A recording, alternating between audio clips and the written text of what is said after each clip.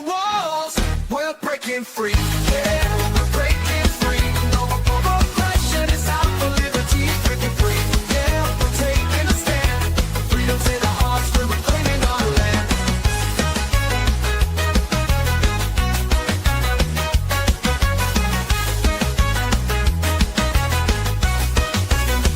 They try to silence us, but we won't be tamed. Voices getting louder, can't keep us in chains. We got the power, we got the might. Together we can shine, together we can fight. Feel the rhythm in your feet, it's time to stand tall. Raise your voice and shout, we're breaking down the walls.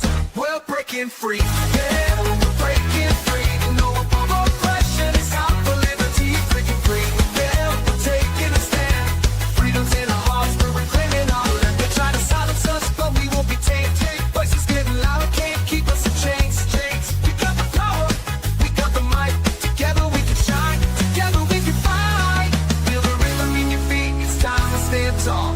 Raise your voice and shout, we're breaking down the walls. We're breaking free, yeah, we're breaking free. No more oppression, it's out for liberty. Breaking free, yeah, we're taking a stand. Freedom's in our hearts, we're reclaiming our land. We're claiming our land. I hate this show. Oh my goodness.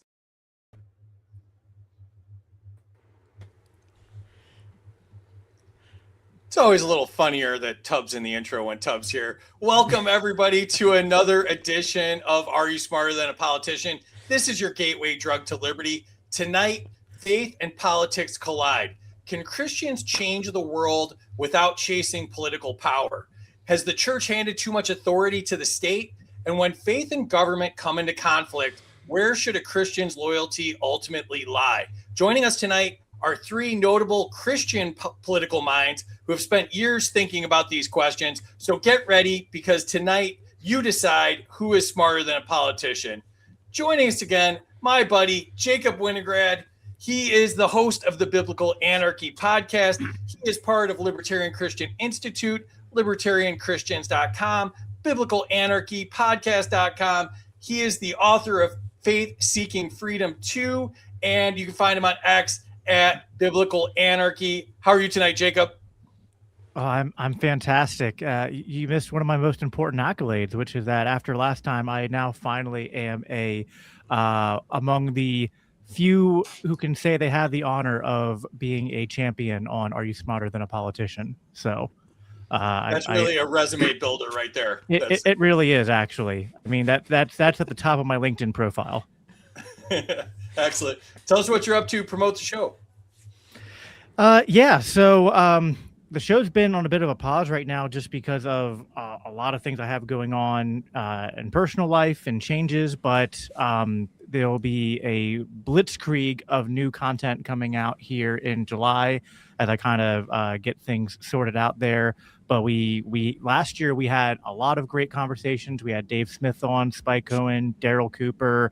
On the Green Room, we had guys like James Lindsay on. But we had a very good 2025. The host of Are You Smarter Than a Politician? And also Amity were also on. I mean, there's just so many great guests, and it's hard to keep track of all of them. And then, of course, we spent a lot of time writing Faith Seeking Freedom 2, and I put some time into writing my own book, which will be coming out later this year. So, yeah, I'm just super excited. And we'll be in Freedom Fest in it's just a couple weeks from now. It's absolutely crazy, but I'm super excited to meet everyone who's going to be out there. Yeah, it'll be great to see you in person, man. I'm really looking forward to that. Next up, my buddy, my frenemy, really, Tub Rorabaugh. He is the candidate for Jacksonville City Council, District 10. You can visit his website and donate at tubforliberty.com. And on X, he's Tub Rorabaugh. How are you tonight, Tub? Listen, let it be known that there in no way should anybody consider what you just said an endorsement for my campaign. I don't need your name attached to any of it. Now, here's what I would tell you. Why can I not see any of you? What did you do? You're too short. You're too short. I also am a winner on the Are You Smarter Than a Politician podcast. Now, here's what I want to add real quick. So remember, I mentioned to you, I said, hey, listen, I need to cover something real quick. So here's what happened. So when I got the message about being on the show, because, I still hate this show. And so when I got the message about being on here and they mentioned that Jacob was going to be, so I thought that I was going on to Jacob's show. And so I was like, yeah, I'll do that. I'll be there. And then last week, I think it was, Marcus sent me a message. He goes, hey, I'm going to tank all your points when you go on free show. And I'm like, I'm not going on free show. Yeah, clearly I am. And you know what? I figured it out when you guys put that promo out yesterday and tagged me in it. That I'm like, oh, dang, I am going to be on that show. So here I am. I'm probably going to say nothing for the next hour since we realize it's already completely stacked against me because these guys that you brought on, they're in cahoots with each other. They wrote the book together and what we're basing the whole show off of. So I will probably finish quite like I did last time. Are you saying we catfished you? A little bit. Tub, if you'd like to speak to the manager, she's right here. If you'd like to speak to the manager. Yeah, well, the thing was, when I got the message from her, I'm like, of course I know Terry. And I figured Terry's nice. She's not like you, Free. And so inside of this, I thought maybe she's working both shows. So I thought maybe she's doing work for Jake. I'm like, this is going to be fine. And then I was really let down. Chat. I don't know if everybody knows this, but Tub in Floridian means Karen. That's what it stands for. So, yeah. Oh, And I'm going to prove all everything. coming together now. Yeah. And last but not least, first time on the show, Dr. Norman Horn. He is the founder and president of Libertarian Christian Institute. That's libertarianchristians.com. He is another one of the authors of Faith Seeking Freedom 2. You can find him on LinkedIn and X at Norman Horn. And LCI is at LCI Official on X. How are you tonight, Norm? I'm so fantastic. Long-time listener, first-time caller. Glad to be here and glad to drive Tub into the ground, even though I've only known him for about 15 minutes. I am ready to crush him into the dust.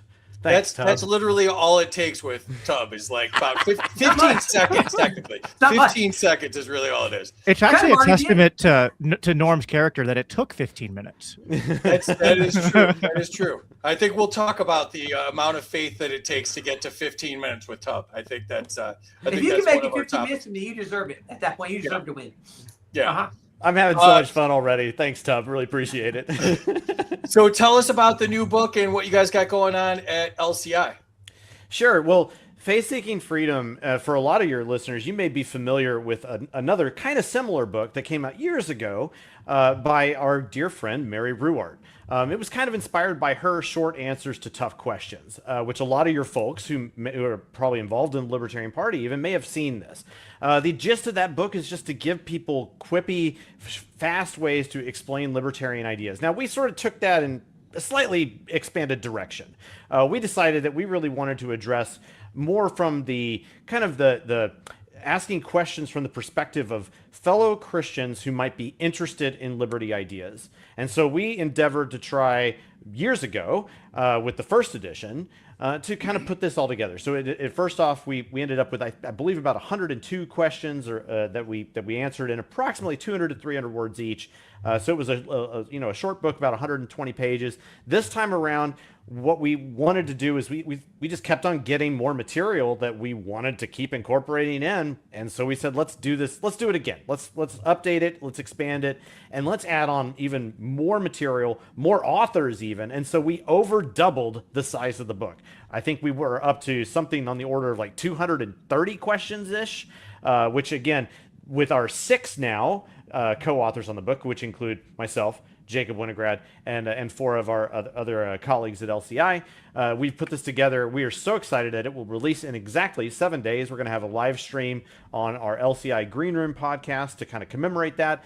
And then in addition, it's also kind of coinciding with what we're doing at Freedom Fest. So we're going to have a whole bunch of copies there that you can go, that if you're at Freedom Fest, we'd be happy to get you one. Guys, we're just so excited to bring this into being.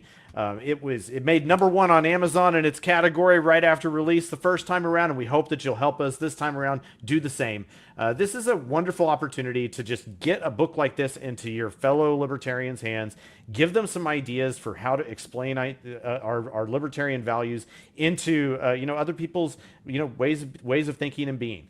Christians should be your steadfast, like, first line of defense supporters of liberty here, and we're here to try and rebuild that for you. And so hopefully what you can see with what we do at LCI, this is something worth your support. Get a copy of the book, give it away to a friend, get a few copies of the book, give them away to a bunch of your friends. Churches will benefit, your friends and family will benefit. Take a look at it, guys. We're excited, and we have a whole lot of other stuff even coming up this year. This isn't even the only book I'm publishing this year, believe it or not, which is absolutely insane because I don't even publish books for a living. I got another book coming out called The Political Theology of David Lipscomb. It'll be out with Vanderbilt University Press later in the year. We've got two other books publishing with LCI before the end of the year as well. One of them being the book that Jacob is just about to finish it up. I've been cracking the whip on him. Just get it done, man. But we're just about there. No, we're really excited about it. Guys, there's so many opportunities ahead of us here in the upcoming years to make a difference for liberty and to make a difference within our churches today. So if you're a believer and you've never heard of us before, listening to this show, guys, check us out at libertarianchristians.com. Check out our podcast, check out our articles. We got ebooks for free. We've got all sorts of things for you. Come join us, and we will have a great time together fighting the state for the cause of liberty and the cause of Christ. Absolutely. And here's what the book looks like. And you can go to libertarianchristians.com and find where to buy the book. And also you can donate to them. I'm a donor, so I recommend doing it. And thanks, really enjoying the book to this point. And Amity's actually reading it to me at bedtime. So we're not getting through it super fast. But yeah, I'm really enjoying it. So yeah. So am I to understand they had 4 other authors with this book that you could have had on here, and instead I'm here? Well, I mean, that makes it sound like we didn't want you, but so I mean, just read between the lines. Listen, I figured I didn't know how far you had to go down the list to get to me, and then I don't know how far I had to go down my list to agree. Well, to be fair, 3 of them are at Acton University this week, and one of them just got back from Ukraine, so he's kind of exempt. So this is how it happens. So I just got to be active with my kids to actually do things. Exactly. And then I wouldn't have to do this show. If you had been out on the front lines in Ukraine, maybe that you'd be exempt too. And you know what? I would probably rather be doing that. Fight the Ruskies. On that note, someone else that lives in a battle zone, Terry Batts, our producer. How are you tonight, Terry? I've been laughing the whole time so far. This is going to be awesome. I'm so glad we're doing the show tonight. You guys get after it. Chat, I think some of you saw, but again, I can't be on X. I am on YouTube, but I have to use a PC, so I'm stuck over here all by myself. Keep talking to me, guys. All right. And our Tuesday night shows, I mean, because it's a Christian show, our Tuesday night shows are sponsored by Zoom. And if you believe in adults should be free to explore their own consciousness and you're looking for a modern precision dosed psychedelic experience, check out zoomtrip.com, xumtrip.com, and see what they're building over there. Thank you for sponsoring tonight's show. And thank you to all of our subscribers. We're so happy to have you. You guys help offset the cost of this show. You're awesome. And you can subscribe on X if you'd like to. And if you want to sponsor the show, email studio@freedomuncut.com. And they mentioned we will all be at Freedom Fest other than Tubb because nobody invited him. But we'll be at Freedom Fest in Las Vegas, July 8th through 11th. And if you want to go, there are tickets still available. Go to freedomfest.com. Use the discount code SPIKE100. We will be part of the You Are the Power offering there, and they will get credit for that, and you'll get $100 off, so it's a win-win. In August, we will be at the Midwest Peace and Liberty Festival, August 6th through 9th, and that's in Lake Satoshi, Michigan, and you can go to mplfest.org to check that out. And also, Friday night, we have a big show coming up. Some of my favorite crypto libertarian guys, Sal Mayweather, Aaron Day, Joel Valenzuela. That's going to be exciting. So check that out. Let's jump into the chat and see what's going on here. see if anybody made it through Tubbs diatribes or whatever those were. Terry's got problems still. LPNC's here. What's up? First 200 points to Tubb for being memorialized in the intro. Now I can scream, I hate this show. Anytime free annoys me at home. She did mention that. She's allowed to do that at the house now. She literally does. Every time I frustrate her, she goes, I hate this show. It just goes into a different room. What's up, Chris? Gnome's here. What's up? Livia's here. What's up? Big fan of the Faith Seeking Freedom book. Excellent. Next one's coming out in 7 days. Mad Dog's here. What's up? Oh, great lineup. Thank you. That's Terry's fault. Minus 42 to Jacob for not saying you had me on. That's fair. Do you know who it is? Sorry, Rob. Oh, yeah, it's Rob. Liberty Shamrockers here. 100 to Jacob for blitzing in July. Let's go Tubb. Elliot's here. What's up? I got one. You got no points for it, though. There were no points associated with it, so you're still minus 500. Still minus 500 if you're starting the No. I got here early. I got points. We covered this. I got here on time. I get points. I think it's like 12,000. That's a Terry decision. 100 to Tubb for running for office, so you do have points. Excellent. Well, hold on. I ran for office and I won. Does that count for anything? Yeah. How about that? 100 to Tubb for the sass. Oh, there's going to be a lot of sass. That's Tubb loves this show. Oh my goodness. What's up? Absolutely not. Absolutely not. 200 pity points to Tubb. Oh, Tubb's doing really well. I will take every bit of those because in the next 5 minutes or so, I'll be back to negative again. Everybody's going to come on here and be cranky and old now that you've shown them the way. 111 to Norman for popping your A-Staff cherry. Okay. Hey, I didn't get those last time. 200 to Norm for being a longtime listener. 200 to Jacob for going with the over on Norman's character when putting up with Tubb. 200 to Norman for bashing Tubb. Minus 200 to Tubb for looking like he's on Honey, I Shrunk the Candidates. There we go. That's a lot of forehead. Tubb, the zits are showing. Don't do it. Tubb got 200 for I hate this show. That's been on like about 75 episodes, by the way. 200 to all divided equally for such good work. Thank you, Mad Dog. 100 to Norman, welcome points and cracking the whip on Jacob. 145 to Jacob because Ryan Woodcraft is a psychopath. Woodcraft. Marcus from the Black Powder podcast is on. Oh, and I didn't even mention that. I'm going to be on Black Powder with Tubb and Marcus on Thursday night. It's nice to finally hear a real Christian voice. I never have a chance to talk to one. I don't think he's talking to you, Tubb. 178 to Tubb for already trying to get off the show. Listen, put Tubb in the lead. Put Tubb in the lead, and that'll make him stay for a while. Yeah. But the lead doesn't stay. It does not last. Gnome's here. What's up? He's here for Tubb. 200 to Jacob for winning his office, and 100 to Jacob for having his birthday on the same day as Killdozer Day. What's up, Micah? Now, all right. Hang on. I just have to state because you mentioned the birthday. The federal government has declared my birthday a national holiday because it was just passed on June 19th. So you're welcome, everyone. I got the government shut down for a day a year. No, it's a great holiday, of course, and well deserved. It should be there. It's great. And as an original Texan, I've long appreciated that. So hang on. I would like to subtract points from Norman for being happy that the federal government did something good for him. So I don't think we should be happy about the federal government doing things. So I think you should lose points for that one. Sir, we should take every excuse possible to shut the federal government down for any period of time. Yeah. This is the only good thing about President's Day that exists. All right, let's jump into it here. Welcome again, everybody. Please share this out if you can. Help bust the algorithm and get these great voices out there. I'm on X. I'm at Smarter Game Show.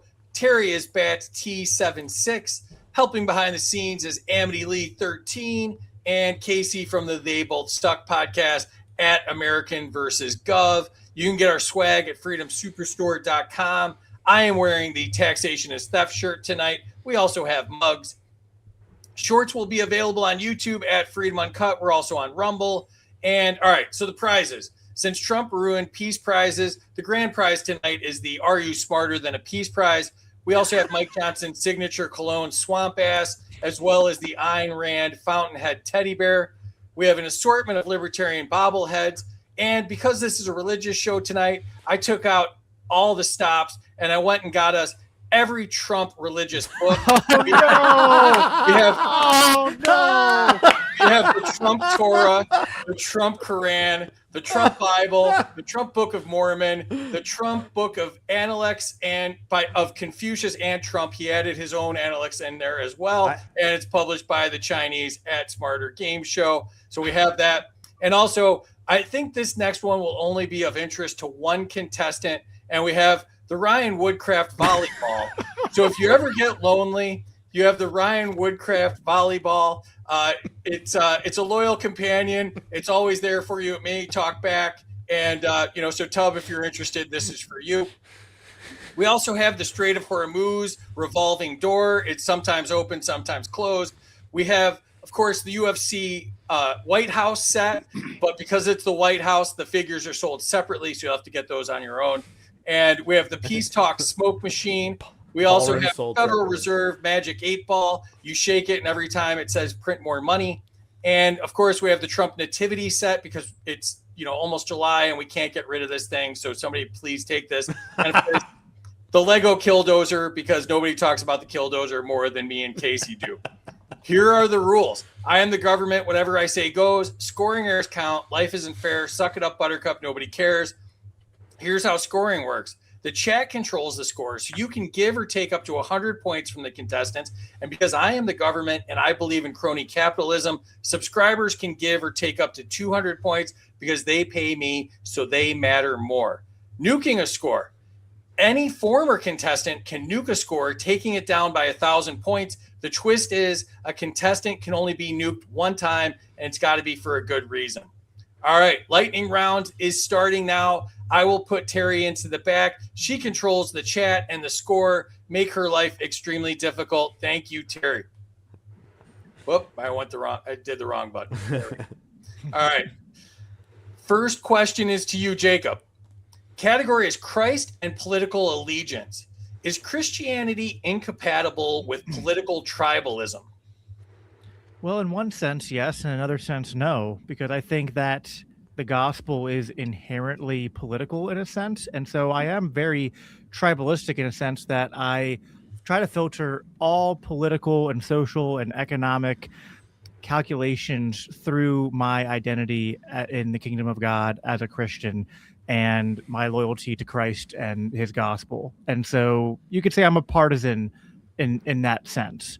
But in the traditional sense of what the question probably means in terms of political tribalism, if you find that your Christianity fits comfortably in Team Red or Team Blue, and yes, even in Team Yellow, then you might be doing your Christianity wrong.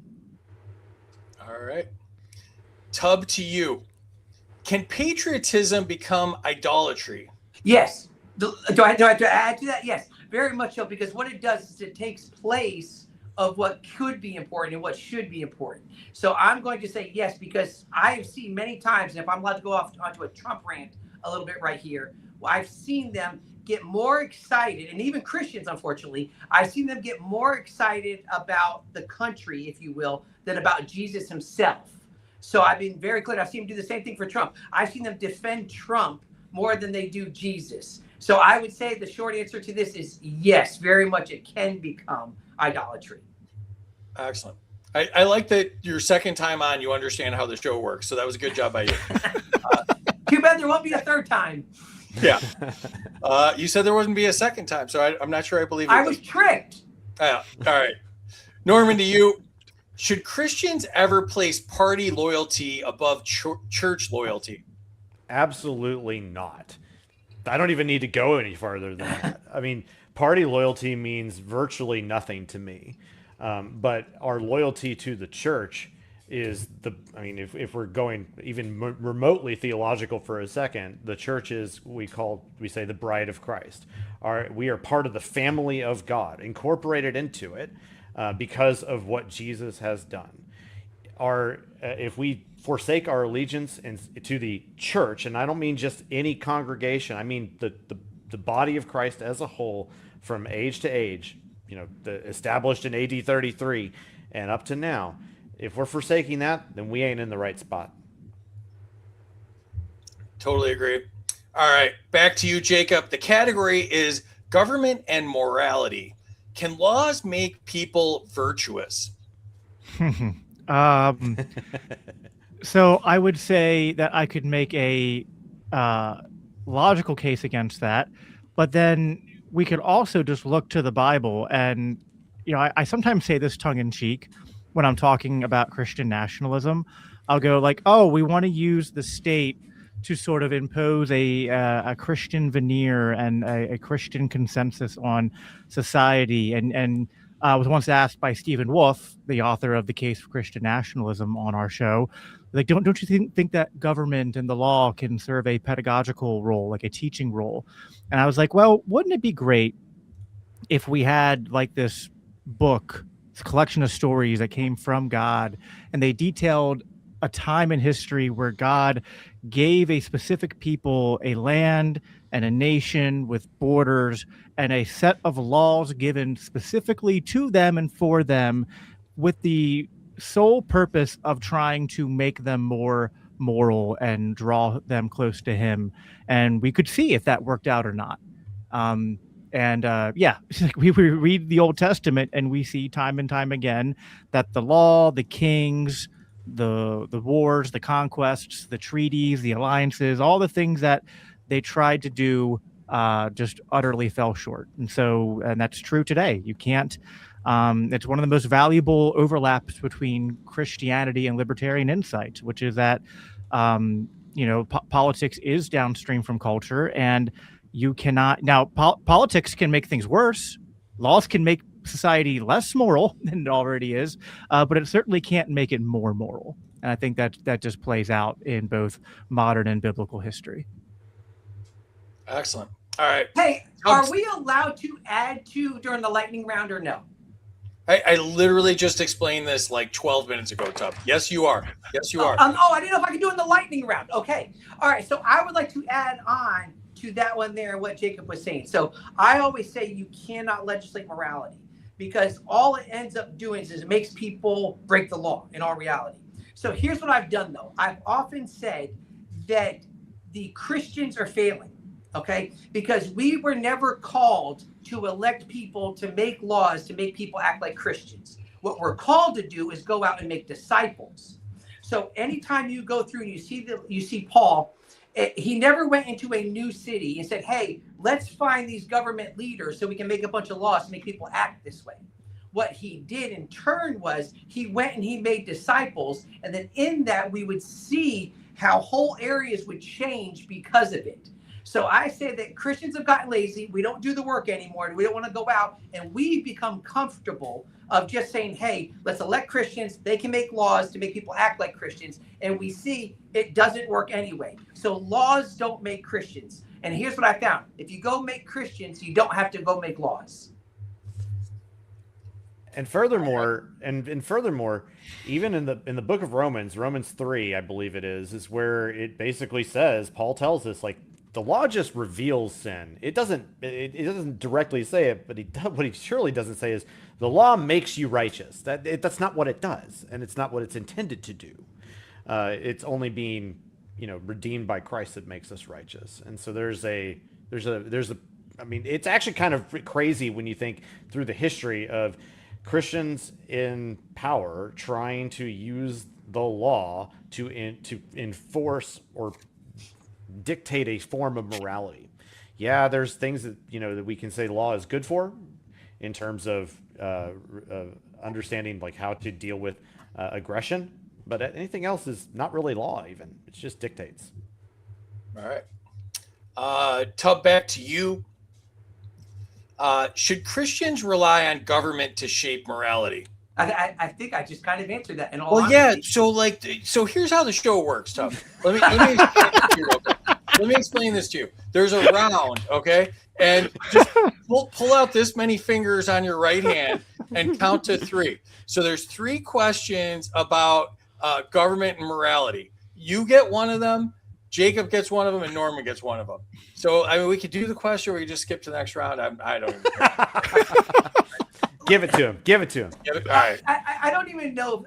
Should I already dislike the show this much? And we're just getting started, in all honesty. And to be honest with you, I was really hoping that these two gentlemen, you would kick up your game and not be so much you. And unfortunately, we're still just getting you. No, you get what you get with me. I already answered that question. Please skip me now. Go. All right, I'm going to skip you. All right. All right. All right. Norman, to you. Should churches reclaim moral formation from the state? The state never had it. They can't claim to do any good moral formation. Just look at the people in power. The states tend to attract the most. People keep talking about psychopaths in the chat, but the reality is that it is the state that attracts and incentivizes the most dishonest and psychopathic among us into its own ranks. And so it's no surprise that not only are the evil ones concentrated there, it is also the case that they foment more evil formation. So moral formation is not even close to what they're good for. About the only thing that they're going to be good for is degradation. Boom. I agree. All right. I'm almost feeling like I should do Tubbs' question first so he doesn't get bored and run off. Listen, I will walk off. I will just do it on our show all the time. I'll just walk off. Y'all can figure it out. I wrote them in this order. So, Tubb, try to behave yourself. You get to go second. That would be this many fingers. This many fingers. This many fingers. All right. Jacob, back to you. Category is Christianity and community. Does libertarianism undermine Christian community? No. Like, why would it? I mean, I don't want to be that pithy, but at the same time, it's like, what a complete, like, black mark against the Christian witness would it be if the only way that Christians could commune with one another was to make the normative enforcement mechanism like violence. Like, the only way Christians can establish community is through the initiation of force.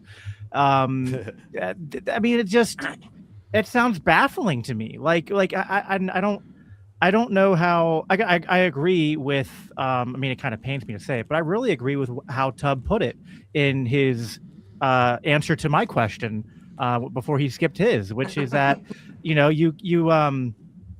we can't make people moral, and when we try to do that, it backfires. And if Christians aren't establishing community through the model that Christ gave us, and we're instead using the model that's kind of like, I mean, Jesus explicitly says in Matthew, he says this in Mark 10:42 is the one I remember, but it's also in Matthew. He says, don't be like the Gentiles who seek positions of power and authority to literally rule over one another, to lord their authority over. But if you want to be the greatest, you must become the least and become a servant to all. So that's the way Christians establish community, which is actually just the libertarian answer. Because how do libertarians propose that society organizes itself? It's spontaneous order through the market, and the market is basically me discovering how I can serve others, and they will pay me and reward me for my service, whether that's an actual service or providing a product. That is how God ordained, like how God normatively designed human society to function. So the libertarians are right on that, and Christians who think that we have to organize differently are they're pulling from a different spiritual well. I like it. All right, Tubb, do you want to do your question? Let's see how it goes. Yeah, let's give it a spin here. Here we go. All right, Tubb, can freedom strengthen families and congregations? Hold on. Go back to where I can see you. I can't believe I'm saying that. Let me go back to where I can see you again. You want me to read it slower? No, listen. First off, everything about this I just dislike. All right, hold on a second. I still know some sign language. Like C, A, what type of freedom are we talking about? Free. Like, what kind of question is that? Can freedom strengthen families and what kind like what would more freedom? I'll accept your criticism on this. this. Stupid show. Like, what are we talking about? I'll accept your criticism on this one. How about would more freedom strengthen families and congregations? Listen, I believe the church should not be strained by whatever the government is putting on them, because we have found that through history, the church actually flourishes during time of persecution. So I can look at it and you can go, and I think that in some ways our freedom in this country actually makes us very kind of lazy Christians, if you will. We feel like we don't have to put any effort into it. So I do kind of half jokingly sometimes say our freedom is actually, it's taking away from our walk with God, because we take our freedoms for granted. And so if I was going to say historically, hey, maybe the church could use a little bit of persecution, because then the church tends to do better. Now, the other side of that is clearly, yes, it does work to our benefit that we do indeed have the freedom, because we hear the stories about all around the world of persecution. And let me be very clear. Here in this country, Christians do not have persecution. Somebody making fun of you online is not persecution. It just get over it. And so inside of it, going back to what I think the question was saying, freedom can help us and hurt us. All I heard you say is that you thought it was a great question. So I didn't think I said that at all. And I also thought, wasn't Tubb claiming earlier that he was a Christian who was being oppressed by being tricked onto the show? So yeah, that's like you say he was persecuted pretty hardly there. Yeah, you know what? So nobody else in this country has. I have persecution going on. I do. And it's because of the way I was forced into this. Actually, I wasn't forced. I was more tricked into this show, because I truly thought fraud is aggression too. I thought it was gonna be like maybe the three of us without free. And how nice would that have been, in all honesty? All we did was offer you a pudding cup, so I don't know how that. and yet I still don't have it. I'm still sitting back here just drinking water. Give me a pudding cup and I'll stay for the rest of the show. Without one, the door is right there. All I can hear now is a Monty Python reference. Help, help, I'm being oppressed. Oh my God. Can I give him points for a Monty Python reference? No, you can't give anybody points, and you're too far away from your keyboard to do anything. And you've never been. All right, Norman, to you. Should Christians prioritize local institutions over government programs? Yeah, I mean, broadly, especially in a broadest sense, absolutely. And by local institutions, I think first and foremost, that is, are you involved in a church? For one thing, churches have historically been the culture builders of this country, of the Western world, and broadly speaking, the entire world since AD 33. Frankly, when local churches operating well, is a check against government activity, because for one thing, if local churches are operating well, what need is there for certain government programs to even exist when communities are being built and are flourishing as a result of churches being interactive in their community, supporting the poor, supporting people in need? There's less and less of a need for those for other types of government programs, or at least people will see it as less of a need. I think it's really kind of a shame, obviously, that we've seen things like the social justice programs emanating from churches. We call it the social gospel movement of the early 20th century. Really unfortunate. We don't need that in order to operate well as a church. I'd just like to point out that Tubbs being dramatic, but I learned from my toddler 20 years ago that if you just ignore him, he'll behave in a little bit. So I'll get worse. Just ignore him. All right, Jacob, to you. Category is Christianity and gun ownership. And we always like to point out free Dexter Taylor whenever we talk about gun rights. So Jacob, to you, must Christians be pacifists? So I would say no, with great respect to my pacifist brothers and sisters. Cody Cook, who is also one of the co-authors on Faith Seeking Freedom, who's kind of my LCI frenemy. You could say he's my Tub to you, Free. And I'm sorry. Yeah, but we actually did a debate on the green room about pacifism. So I would say no, Christians don't have to be pacifists. But I do think that people often misconstrue Christian pacifism. So I do sometimes defend it anyway.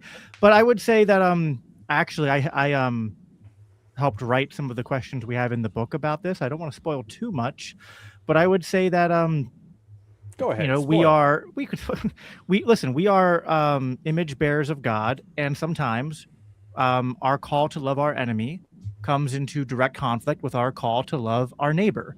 And in that case, when aggression is being committed, the one who is initiating aggression, their rights are being forfeited, and the priority needs to be the protection of our innocent neighbor. And it's actually not loving to our enemy to let him commit violence unrestrained. And if the only way to stop his violence is a lethal use of force, then that's what it takes. Now, I would say this, and I've said this many times, I think there's something to a sort of directional dispositional pacifism where we're not necessarily, like, maybe if I was going to give a slight deviation between maybe the libertarian Second Amendment culture and the Christian view, it's not that we should be pacifists, but we shouldn't celebrate the use of violence even if it is justified, right? We should view the use of defensive force as a tragedy, and we should obviously try to find non-lethal means of using force to restrain aggression when they are possible. It's not always going to be possible, though, and so I would say that while we should not celebrate death or violence, that sometimes in this current age we live in, because we still live in a fallen world affected by sin, and we should love our enemies but not let them commit harm against our fellow man. Excellent. All right. Brava. Toddler Tub, the question is to you. Is armed defense compatible with Christian ethics? Yes. Okay. So let me be very clear. And that's kind of similar to what you just asked Jacob. And I think that what happens too many times is I think even Christians misunderstand meek for weak. Listen, we don't have to be, I often say, we don't have to be the doormats. We can stand up for ourselves. We have a right to stand up for ourselves. In fact, I would suggest that the only way our faith has gotten to this point is for the ones who have stood up for it and for ourselves. So I would look at that and say, can you bring it back up one more time? Oh my! I mean, I don't mean to make you do all of this work. Don't make me curse on the Christian show. Okay. So here's okay. Let me explain armed. something. This drives me crazy. When you see this. Is this all you want to see? When you put me up there, that's all I see. So no, I'm going to tell you. If you weren't a mile and a half from the screen, you'd be able to read the question while it's on the screen. It's not about reading all I can see is two sides of me, in all honesty. And it's not great. I don't know how my wife deals with it. I got to be honest. I kind of agree with him.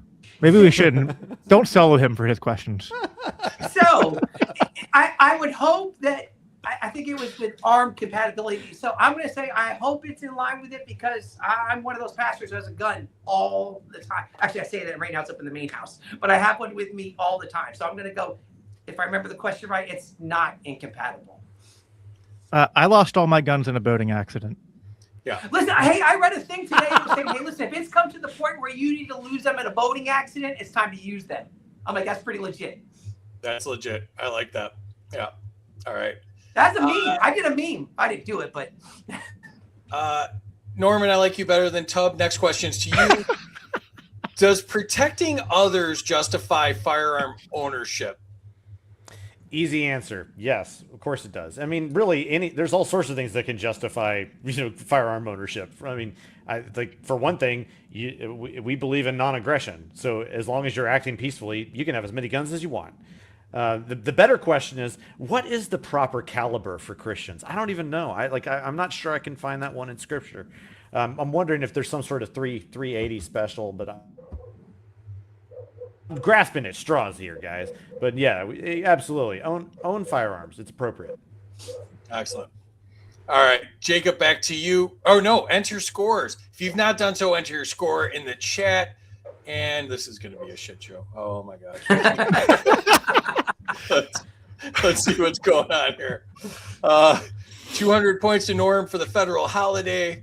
100 to Jacob for winning an office. 200 to Norm for shutting down government as a candle wish on his birthday. Hashtag Juneteenth. Minus 200 to Tub for complaining already. That's absolutely fair. It started before the show started. Yeah, he came in hot. Let's just say that. Coco Slims here. What's up? 100 to Jacob for yes and no answer, covering all the bases. Lars Map says here. What's up, Lars? 100 points to Tub for the Orange Idols. 200 to Tub because. 200 to Norm. Our loyalty to the church is family. Political loyalty is nowhere near as important.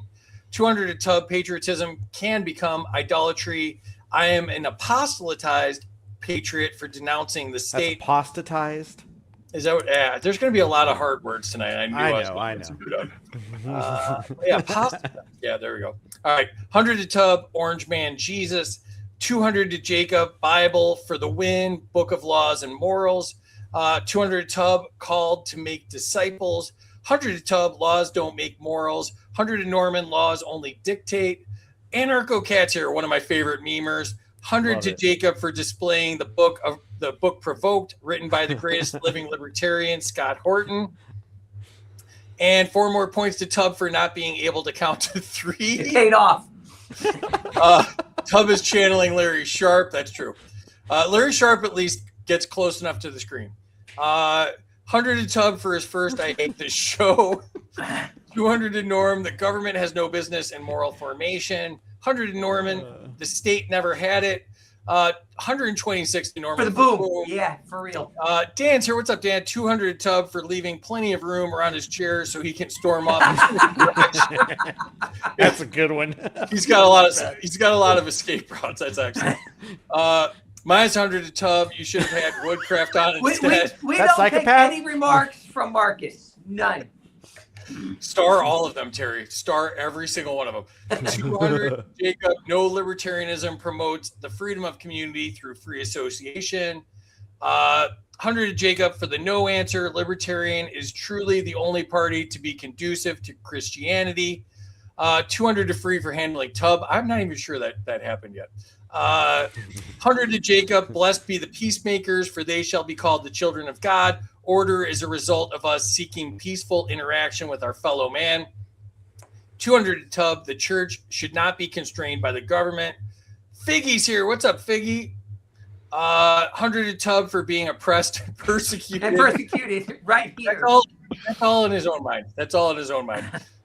200 to Norman for the Monty Python reference. 100 for the Monty Python reference. I got you, Tub. Jacob. He's my Tub.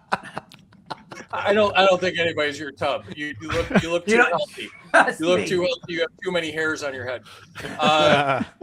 164 to Jacob for having his own Tub. Oh my God. 200 Jacob. Christians don't need to be pacifists. We have the duty to protect ourselves and those we are charged to protect. Family. 200 Jacob. The use of force is a tragedy. We should all see the Christian and non-Christian alike.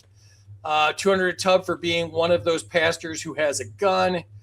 200 Tub for mentioning the boating accident meme I posted today, but minus 50 for not remembering it was me that posted it. I'm going to double that because she's going to tell me tonight that you didn't mention it was her. So you caused me more pain, Tub, than you've already caused me.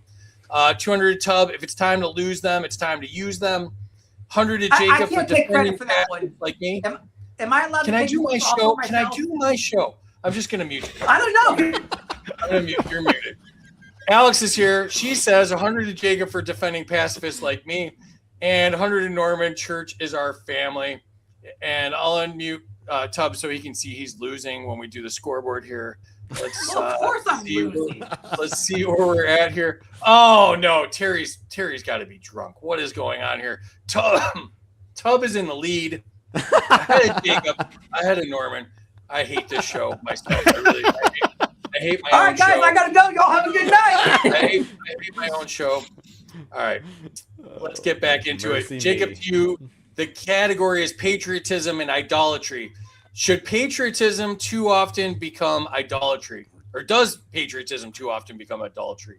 Yeah, 100%. This is a lot of the focus of what my book is about. I went to write a book about war, and it ended up being a book that was partly about war, but more about sort of the problem of especially American Christianity and kind of the loss of that radical allegiance that like the early church had, that they kind of viewed themselves, as scripture tells us to, as a separate nation, and that we don't look to this world or these worldly tribes as where we find our identity, but that we look forward, as the book of Hebrews says, to a better home, to a heavenly nation.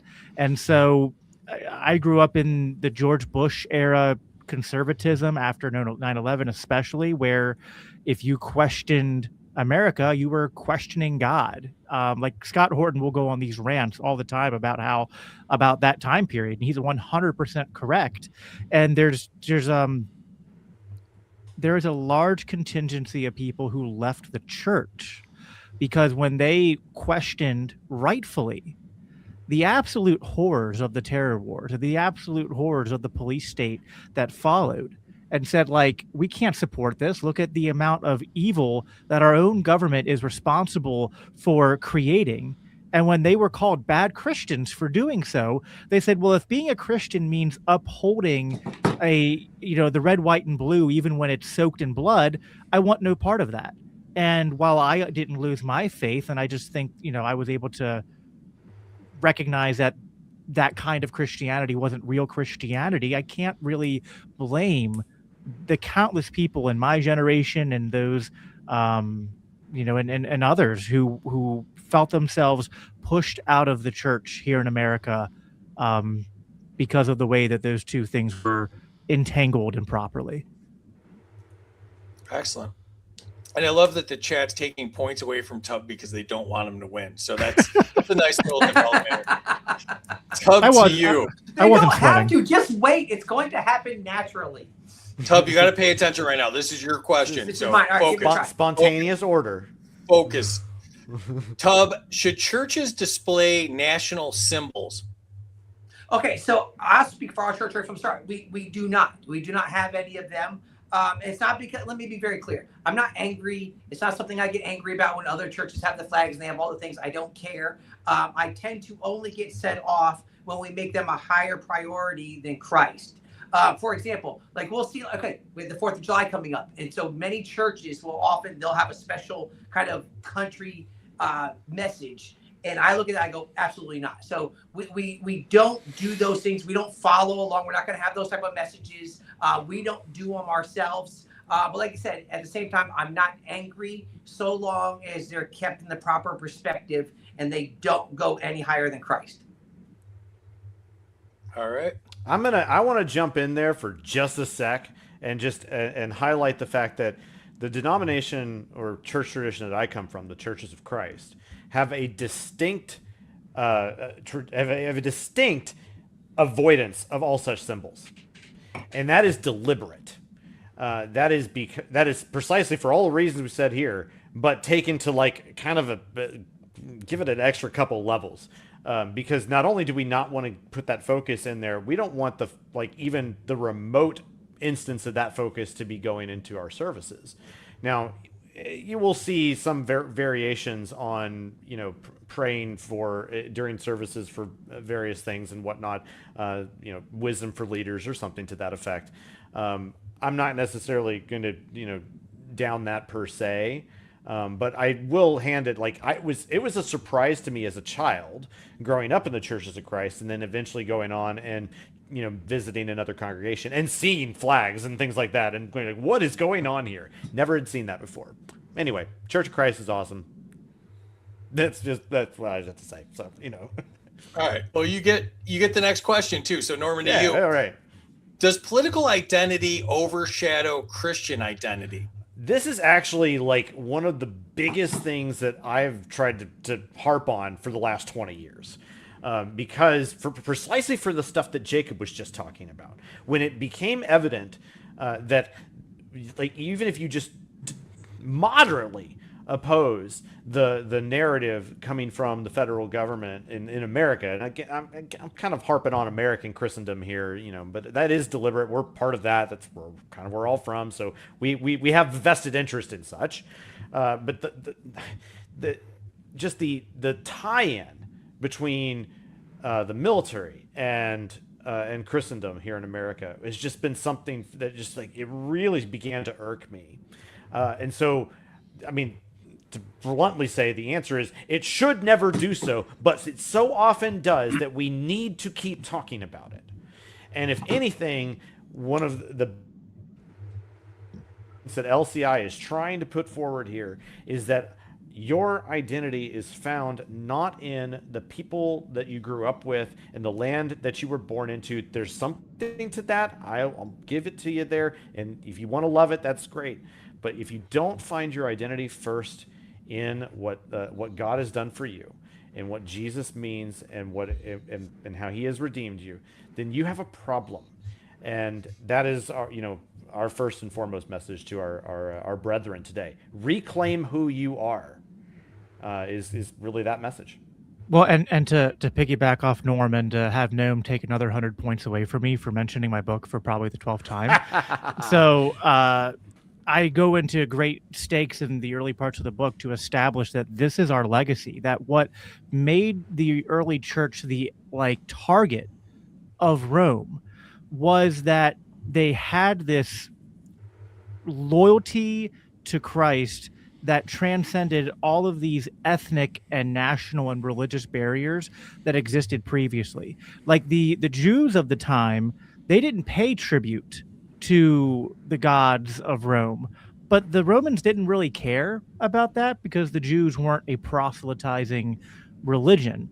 But then when Christianity came on the scene and suddenly then that kind of element of not paying tribute and not believing in multiple gods, but believing in only one God and being loyal to that one God to the point of death, started to transcend and unite people in forming these communities of people that, despite the fact that they were oppressed and outcast, they didn't care and they had each other and they were growing and they went to their deaths still singing praise to the God that they found their ultimate fulfillment and purpose and salvation in. Like that is why it was such a threat to Rome, because their Rome kind of was the first one to have this kind of peace through strength mentality.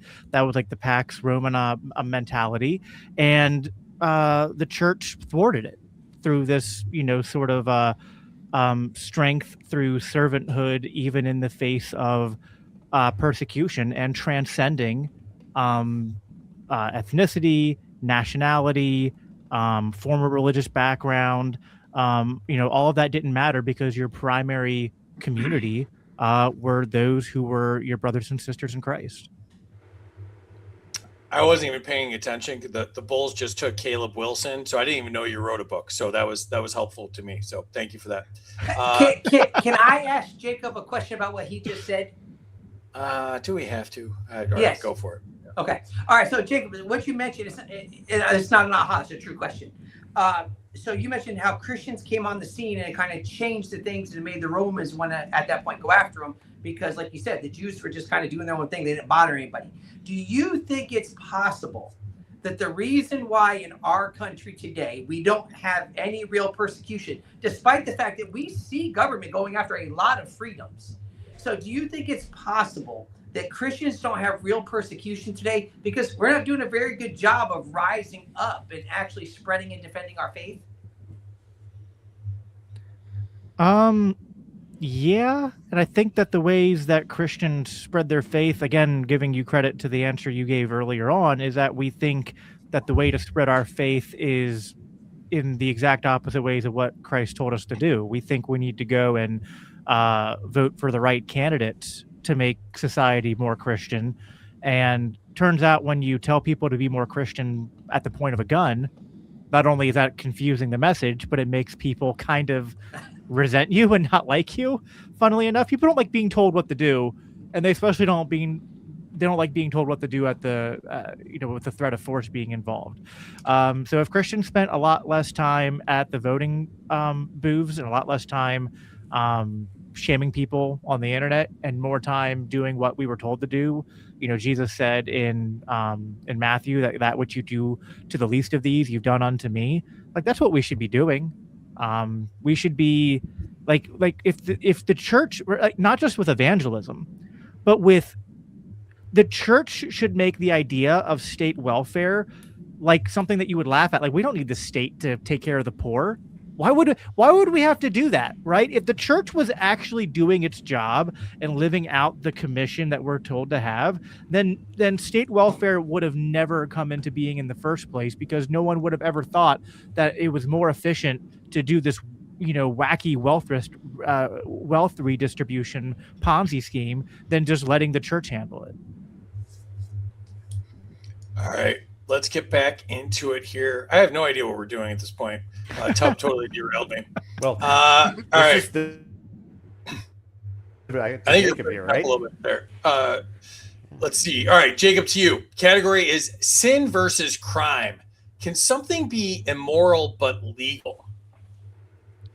100%. And my biggest challenge to Christian nationalists, and I've not gotten one answer to this, I've debated Stephen Wolfe and Andrew Wilson, which are two of the most prominent Christian nationalists in the country, and neither of them can give me an answer to this. It was like, clearly there has to be a delineation between sinful behavior and criminal behavior. Now, obviously, in the Christian worldview, anything that you would classify as criminal behavior should be sinful behavior. But if you collapse the categories to say that all sinful behavior is at least potentially criminal behavior, well, you've opened Pandora's box. Well, now the state has to punish you for lying, for committing adultery in your heart if you lust after another man or woman who's not your husband or wife, if you're gluttonous, even if you just if you fail to love the Lord your God with all your heart, soul, and mind, and you fail to love your neighbor as yourself, well, the state should throw you in jail for that, because that's you falling short of the mark. You're sinning. So you got to have a standard. And if the standard isn't criminal behavior is that which is an initiation of force, what is the standard? The only standards that you'll get from Christian nationalists and statists who don't want to admit the libertarian position is the correct one is just an appeal to absolute whims or arbitrary, it's just whatever we decide it to be. So wait, you're saying that the standard is just you and not some higher moral universal standard. It's kind of a weird position for a Christian to take. All right. Back to you, Tub. Is government the proper tool for addressing vice? Are we referring to vice as bad habits and stuff along those lines, or anything that we might consider immoral as Christians? And is government a bad tool for that? Yes, they're bad.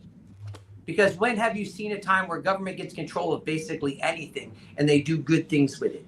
So I often say, listen, I don't want my faith in government because I've seen what government does to the things they're actually responsible for. So I don't want them jacking up my faith. So I would say government is not a good tool, if I'm remembering that right. Government is not a good tool to be the ones who determine what's good and bad in people's lives and decisions. I agree. All right, Norman, to you. Should Christians distinguish moral condemnation from criminalization? Oh, absolutely. I mean, this comes back to this: vices are not crimes.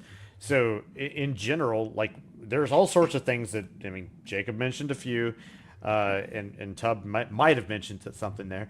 But with regards to, look, there's so many ways in which that the government can really encroach upon liberty in such a way that is just, it blurs the lines of what is appropriate for that type of, for legal activity there. So yeah, I am totally wanting to distinguish that which we criminalize between that which we say is morally wrong.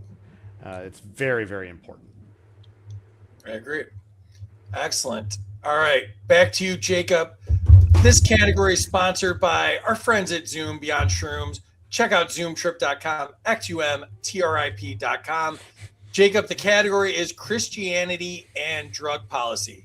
Is the war on drugs consistent with Christian compassion? No. it's not compassionate to use violence against someone who isn't being violent just because you disagree with something they're doing as a lifestyle choice, whether that's for their health, whether that's in their sexual expression, whether that's with their employment, anything. If they're not being violent, it's not compassionate to, I mean, it's just, it seems kind of self-evident. Are you being compassionate and loving if you are using violence against a peaceful person? I think you have to really stretch the logic there to try to make that make sense. I can think that something that someone is doing, I mean, let's use drugs, for example. Like I live a very clean lifestyle. I don't use psychedelics. I barely drink alcohol. I'm very skeptical about people who try to, the libertarian world, try to talk me up about the benefits of using certain things. But I don't, it's like, hey, I don't know. Like, you do you. I'm not going to tell you what not to do. I have my own skepticism for it. But who am I to think that I know enough about your situation that it should give me the right to use violence to compel you to do what I would do, or not do what I wouldn't do? It's hard enough for me to actually just figure out how to take care of myself and what's best for me. I have a very good friend of mine, actually, who used to struggle with gender confusion, who actually went through social and physical transition, and that didn't work for him. And psychedelics is actually what helped him to kind of resolve that tension and then find his way back to church and his relationship with God, and no longer living with that gender confusion. Take from that what you will, regardless of where you land on that position. But like, I think that's just, his life is a kind of, and his experience is a testimony to the fact of like, we don't know a lot about, I know this is a Larry Sharp answer, but this is a really important topic. We barely understand human consciousness. We barely understand the human body. And we are actually not just committing a sin by using violence, but we're committing the sin of pride and ego if we think that we're knowledgeable enough to use violence to like centrally plan how people live their lives and what they put into their bodies. We don't have the kind of knowledge to even justify the conclusions we're coming to, let alone have the moral right to use violence to enforce those conclusions. I agree. Excellent. Tub, to you. Do drug laws harm families? Laws, yes. Only because, once again, the laws are often what breaks families up. We've seen it, and listen, I'll give you an example real quick. So when I was running for city council last time, I was out putting some signs out, and there was a guy who was running against me. He had hired some people to go put signs out also. And we were out there and we were talking, and it was two younger black guys. And I started talking to him a little bit, and I asked him, I said, hey, why do you like this candidate? And they're like, well, he's really kind of trying to do things. And I said, okay, hang on, like what? Like, give me an example. And they didn't really have one because basically he was just their boss. And I said, let me ask you a simple question. I said, how many people do you know, whether maybe you or somebody in your family or whatever, I said, have been arrested for drug possession? And they were quick to go, oh, yeah. And they had family members in jail right then for drug possession.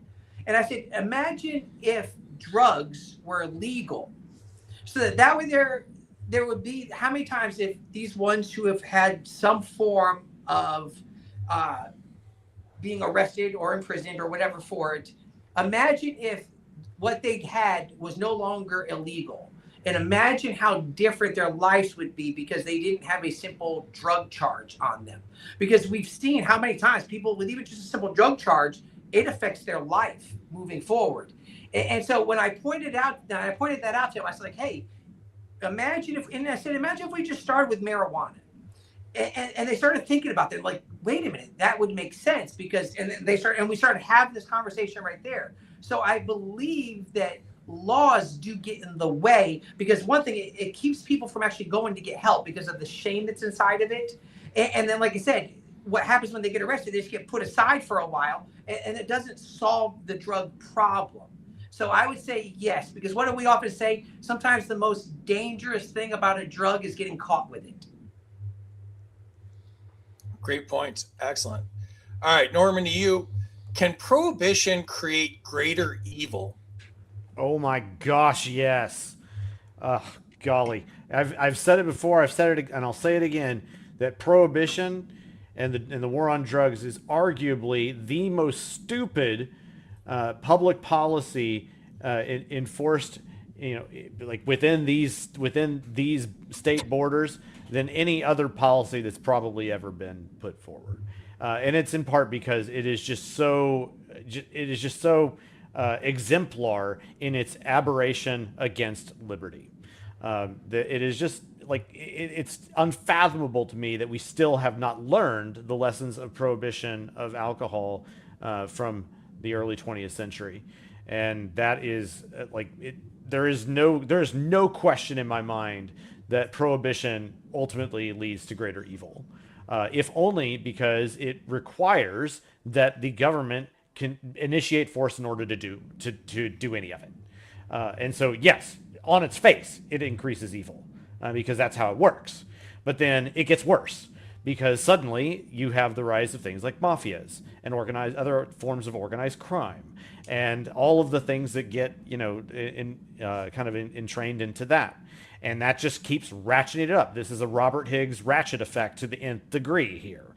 So there's no question in my mind that drug prohibition, alcohol prohibition, or various prohibitions such as this lead to greater evil. There is just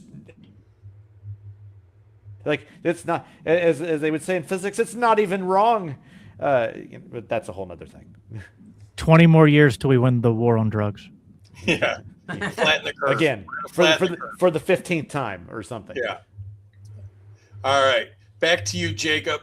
Category is culture wars and Christianity. Should Christians fight culture wars through politics?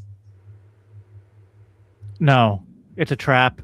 And it's a trap I've fallen into. So I don't even say that from a elitist position. It's a very effective trap because there are issues in the culture war that 100% matter.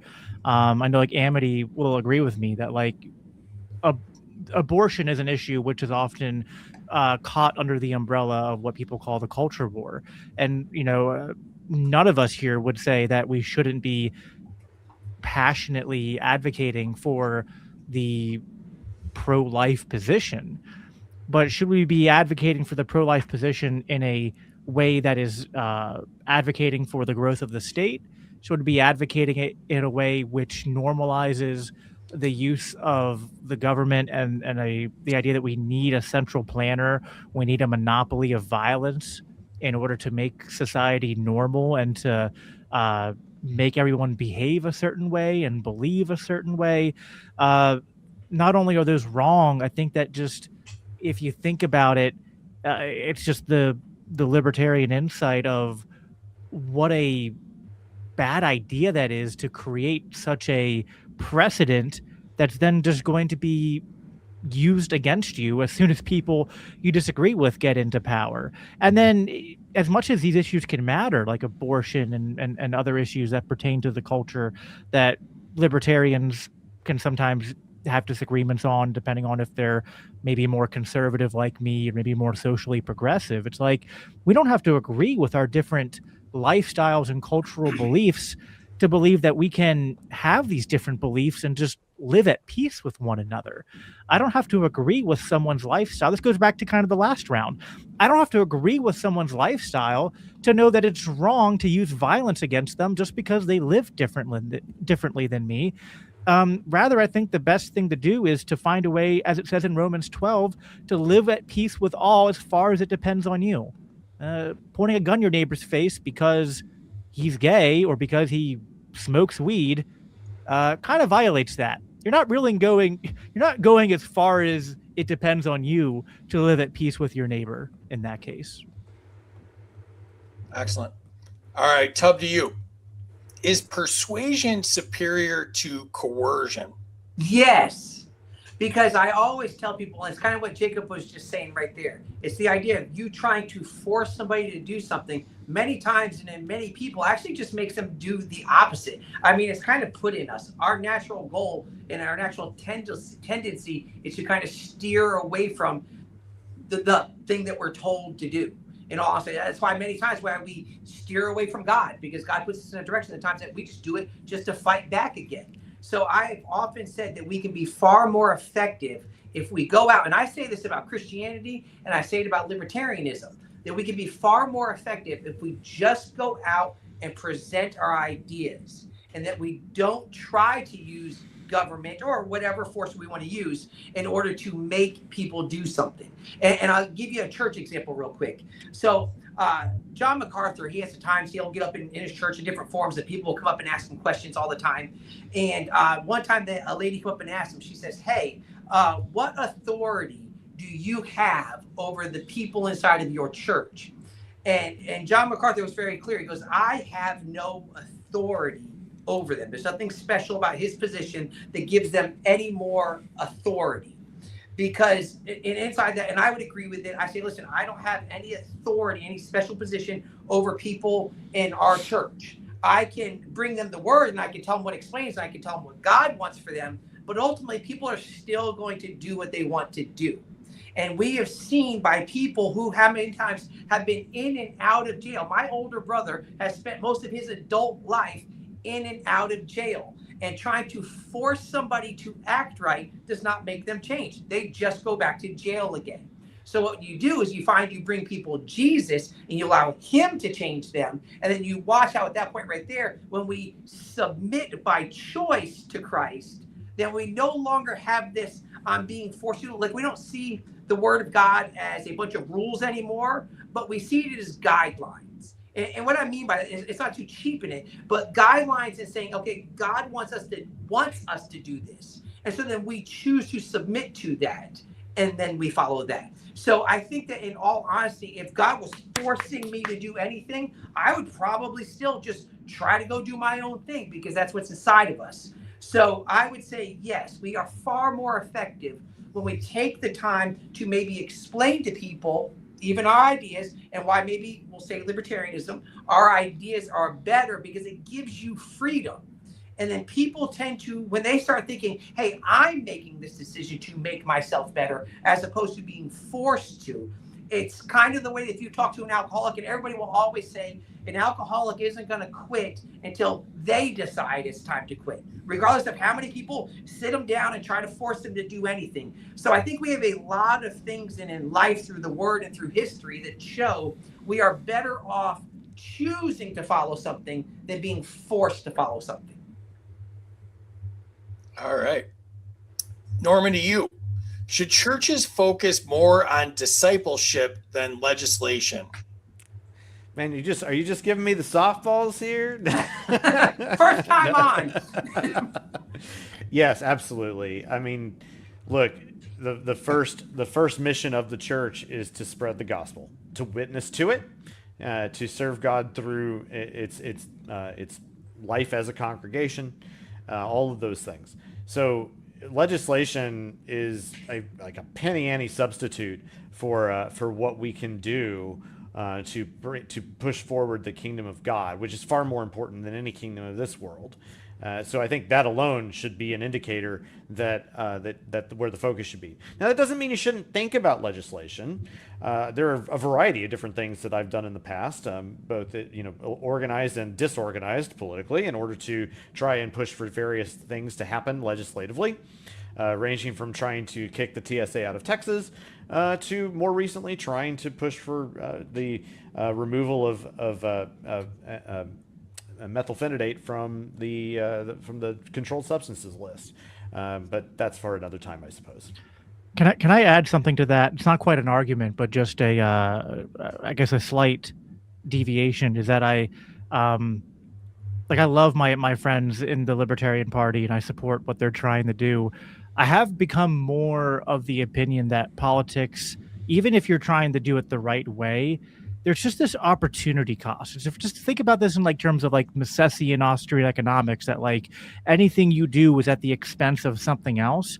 And I think especially as Christians, it's let's take abortion, for example. Think about the money and effort and time and energy that's gone into trying to combat abortion legislatively. And like, what if all that was just funneled into like opening more crisis pregnancy centers and offering more social services for mothers who are in a pregnancy that they, weren't planning on, and there was just a better social safety net that was created through churches and markets, and just more like advocacy and awareness and education that was done less from a combative, shaming, and like hostile framework, and was done more from a loving, understanding, inviting, open framework. Like, how much more impact does that have? And that's just something I want Christians and all people just to think about. Is I'm not saying there's no role for political advocacy at all, but we just have to be careful, because sometimes it's not a wise use of resources, and we sometimes think that just like the government is often the source of so many problems in society, and then we think the solution is we have to go into the government or into the channels of law and undo it, when sometimes what we should maybe be focusing on is just overcoming the government intrusion with our own peaceful market-based actions, which can be superior. Jacob, you can even subject that to kind of economic analysis here. There is a potential, you could even say there's a law of diminishing of returns for political activity. So this is why it's important to kind of focus on high value and high return on investment kinds of political issues. But that when you kind of over-invest on those sorts of things, guess what happens? You don't get good ROI. So yeah, and those are discussions that we can all have, and we should have as libertarians together. Is like, let's figure out together what are our highest value ROI opportunities ahead of us. This is again why, like, for when we were trying to kick the TSA out of Texas 15 years ago, why we chose that issue at the time is because it was high value, high visibility, and it made a huge splash when we did it, and it was very well worth it. And in fact, there were some non-political results that were improvements over at the time. So that's kind of an add-on to what you're saying there. It's like there is a point at which it's worth it. The question is, how do you analyze it? Yep. And what is your, what opportunities are ahead of you? And, analyze that like an economist. Analyze that like a businessman. Figure it out. So, Norm, what are some of those high ROI issues? Like, if you were to look at it today, what would you say some of those are? Well, okay, so like right now, I'd have to think about it a little differently. I can tell you the analysis that I went through when we started the war against the TSA in 2010, which was that we had opportunity and availability. We had a public outcry. It was a point in time which the nude scanners and the enhanced survey, what's it called? Enhanced pat down procedures were, groping grandmas and all that. So we had this great opportunity to make an impact. And so we also had a champion. We had David Simpson in the Texas legislature. He was a freshman and did incredible work when we got together with him and pushed that forward. So it was a tremendous time, and I think it was a great we managed to pull together an incredible, diverse, weird group of people from across political spectrums in order to do it. So we made a splash because we chose the right issue at the right time. I think there are reasons why it didn't work, of course, but we didn't go out there ultimately to thinking that we were going to win everything and turn back the country or something like that, but rather this is how we make a difference now. So what are some of those issues now? I mean, I tried over the last year and a half to try and put some effort toward the methylphenidate issue. That's a whole other thing, because I experienced that deeply because of the needs of my son at the time. But now I'm feeling like that's a little less relevant, so I've been backing down on that. I invested perhaps over-invested at the time, and that's a lesson maybe what I shouldn't have done. But now I spend I think the big ROI for us right now is in a different area rather than strictly speaking the political issues, or at least what I can invest. And it's up to each one of us to kind of determine where can we make the most impact individually. And that's it's gonna take conversations and deep thinking and some prayerful consideration. Whoa, are you saying that the value of your labor is subjectively evaluated? It is precisely what I'm saying. All right, let's get to the scoring here. Enter your scores in the chat. I want to speed this up a little bit because I got a bunch of banger questions coming up. All right, 200 to Jacob and Norm to get Tub out of the lead. I endorse that. 100 to Jacob for American Christianity. Minus 200 to Tub for not having any books in his background. It's not my house. I'm not my literate. house right now. He's in an assisted living facility on his own Don't property mock in a shed. seniors. Don't Exactly. mock injured senior citizens. I'm muting you again. 100 points to Amanda Griffiths for her happy birthday. Yeah, happy birthday, Amanda. Force should be the last option for a libertarian. 100% El Barfo. 200 to free if he mutes Tub during his next rant. I literally just did it. 100 to Jacob. Many have lost their faith because of patriotism being conflated with faith. 200 to Tub. No political symbols in church. 100 to Jacob for a great hoodie. Bronner's here. What's up? I suspect I might be the minority tonight. I'm an atheist. It's still an important conversation, Bronner. It's, how faith and politics interact. Minus 50 to Jacob for channeling his inner Larry Sharp. Yeah, that's fair. Points to Tub for raising his hand. Donnie's here. What's up, Donnie? 200 to Jacob for not advocating against violent government force to enforce others' beliefs on others. Okay, thanks, Norman, for the direct answer. 200. Points to Jacob. Not all sinful behavior is criminal. Points for the Lysander Spooner quote, vices are not crimes. Points to Norman for something he said, which was brilliant. There was a lot of brilliant. Points to Jacob, using violence against harmless people is wrong. Points to Jacob, it's not compassionate to use violence against a peaceful person. Points to Jacob for doing the Sharp thing again. Points to Jacob, central planning is the ultimate hubris. Points to Tub, drug laws break up families. Points to Jacob, using violence against immoral behavior breeds contempt and makes it less likely they change. I'm 7 years clean of meth by voluntary means. Nice job, Micah. Happy for you, man. Yeah, great. Tub for answering with a story about witnessing against the state. 100 to Norm for the oh my gosh, yes. Points to Norm for the war on drugs is the most stupid policy. Points to Norm, prohibition leads to evil. Points to Jacob for his answer. Points to Norm, we haven't learned anything from prohibition. Points to Norm for the lulls in the chat. Points to Jacob for offering solutions for abortions. Jim's here. What's up? Wow. 100 to Jacob for not avoiding the abortion issue, but bringing it up and explaining it. And points to Jacob for pimping agorism, education, family in regards to abortion. Points to Norman for trying to kick the TSA out of Texas. I wrote several op-eds for my local paper supporting David Simpson's bill to do that. Points to Jacob for calling out Norman's communist labor theory of value. Points to Jacob for the Zelda background. All right, let's check the scores here.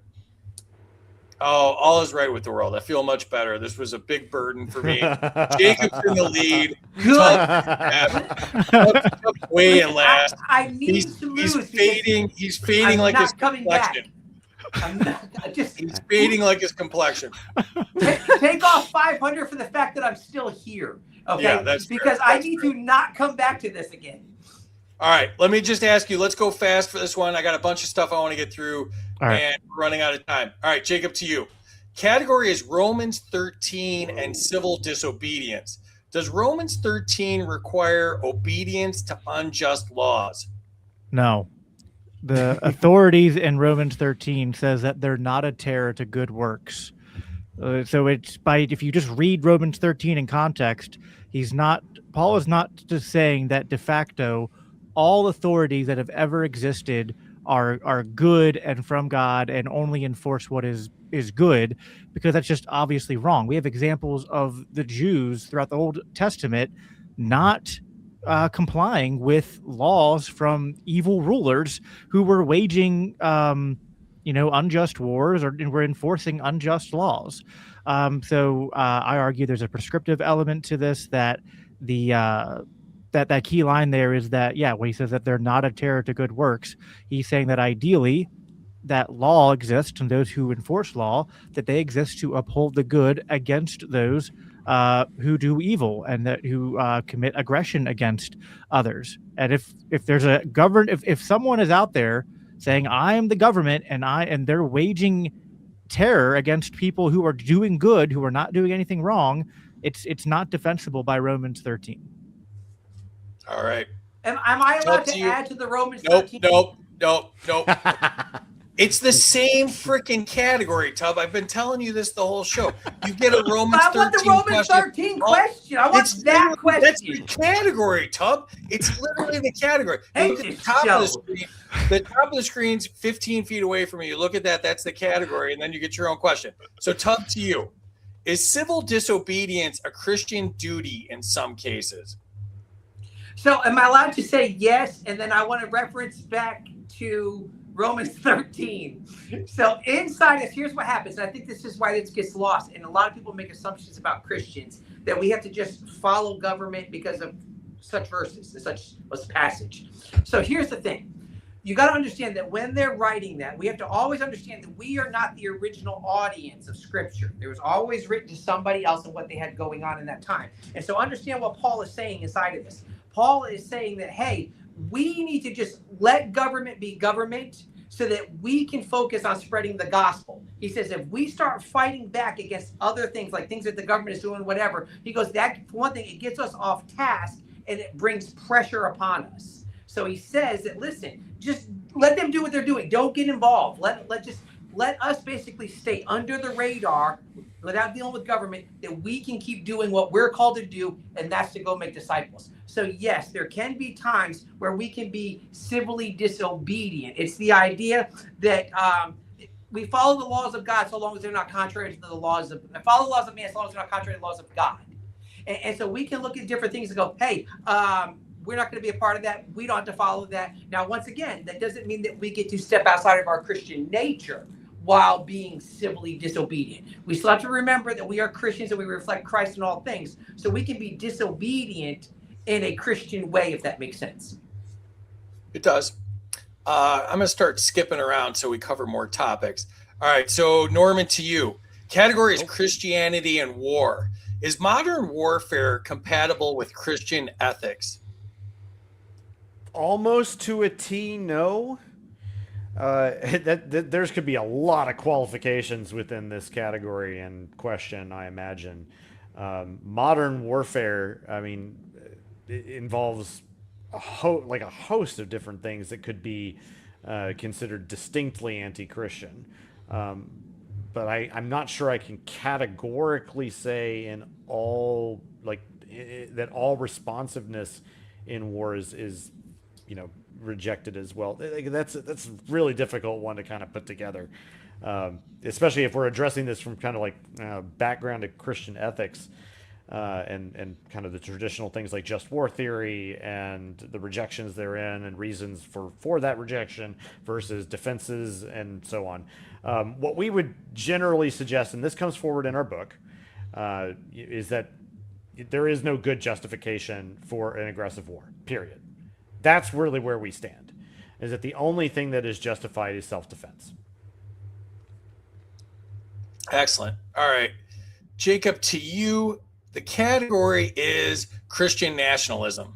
Should Christianity seek political dominance? No. We are not to, if by politics we mean that in the modern sense of the word, absolutely not. Now, should we try to be politically influential? Yes. I am not ever advocating that Christians should be completely withdrawn from the world and not trying to transform culture and institutions. But again, how are we doing that?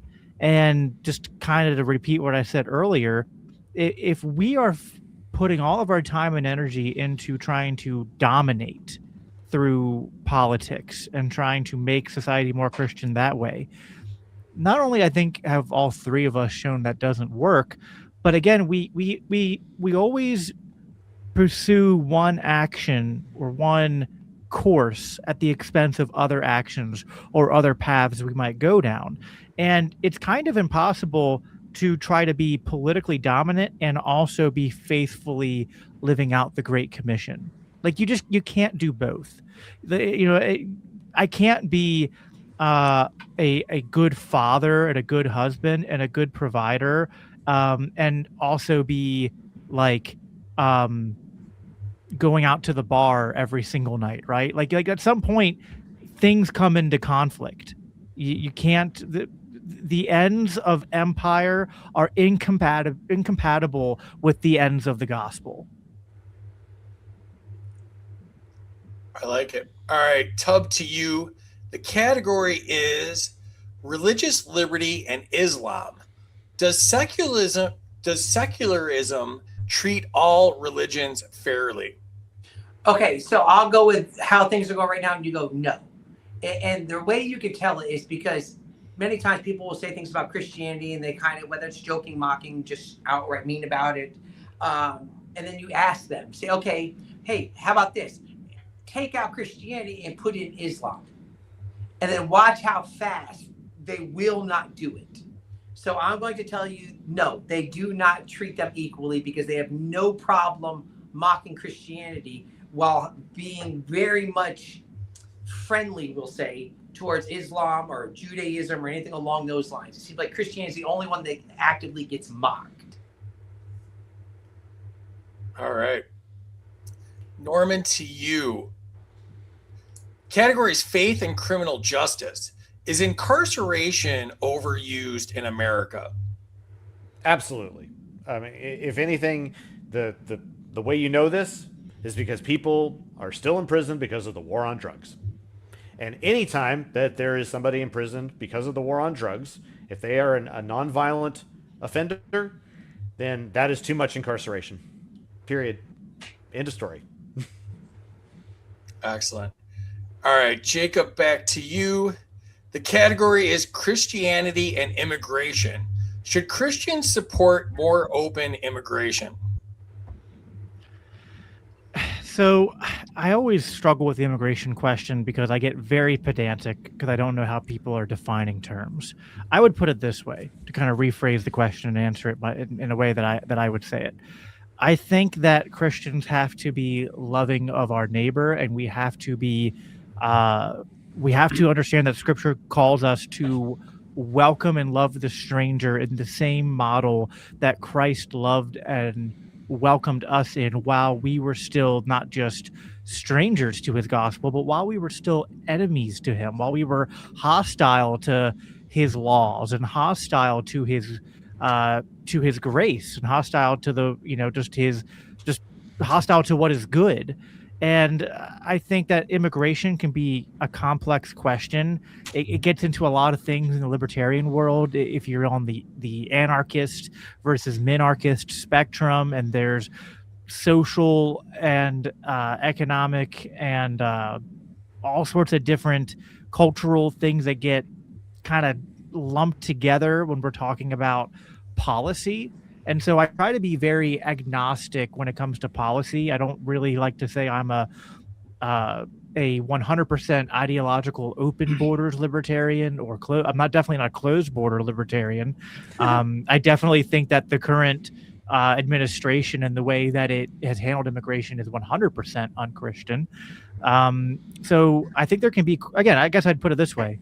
There can be a good faith discussion about policy and the nuances of how much immigration should we have, and are there economic and cultural constraints, but those need to be subordinate to our posture towards immigrants, because they're people, and they're people that we have been called to preach the gospel to and to model the gospel to.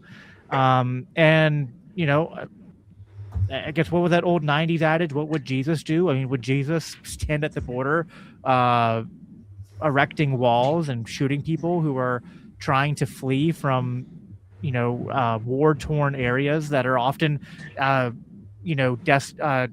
desolate because of our own foreign policy? I don't think so. All right. Where was I going here? Give me 1 second. Am I allowed to skip just to get this thing over with?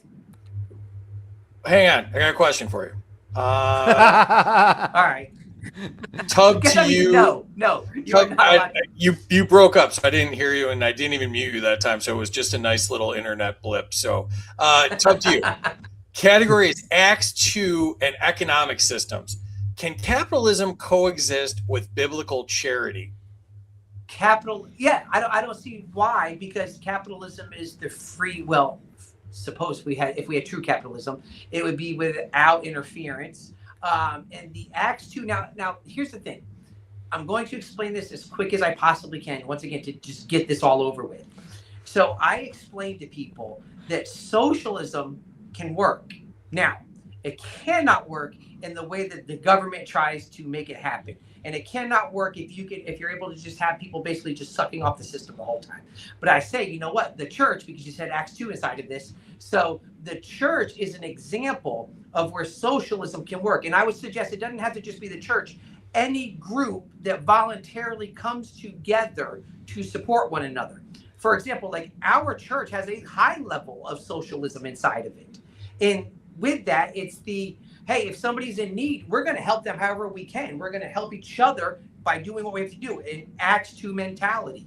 So I believe that capitalism, actually, maybe as crazy as it sounds, makes the inward socialism work. Because I often say socialism only works in a capitalistic society.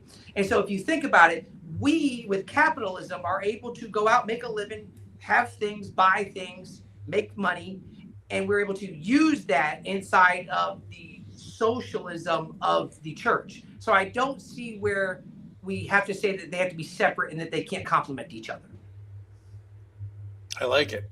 All right, last question of the night to you, Norman. Finally. And the category is alternative Christian institutions.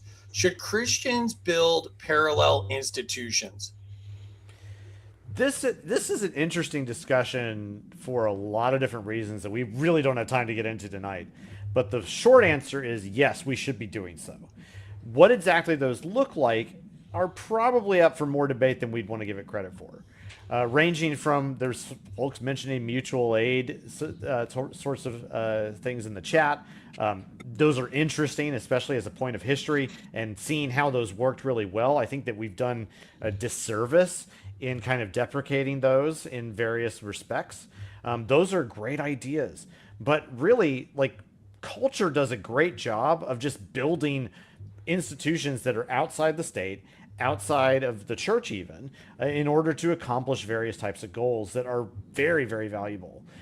It really, we should be trusting in our local institutions, almost regardless of where they're coming from, in the sense of, like, you know, your clubs, your businesses, mutual aid organizations, churches, anything, Lions clubs, schools, local schools or universities, or there's all sorts of ways in which we can build up different institutions in the state in order to accomplish all sorts of different activities. The problem is that the more that we kind of entrust power to the state in order to build up their own sets of institutions, why would we ever think that the state wouldn't have its own designs on how they would operate and what sorts of things they would accomplish?